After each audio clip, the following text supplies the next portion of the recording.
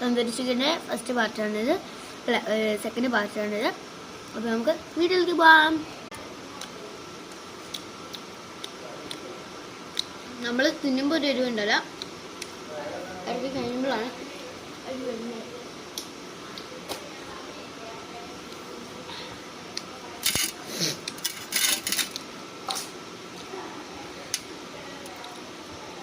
പിടിച്ചെടുക്കാൻ പറ്റുമെന്ന് നമ്മൾ ശ്രമിക്കണം.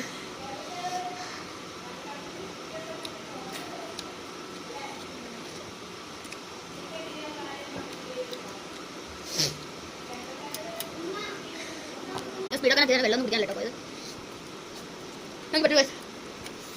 ഇവിടെയൊക്കെ പൊള്ളുന്നു വെള്ളം. എന്റെ പൊന്നോ പൊള്ളുന്നു.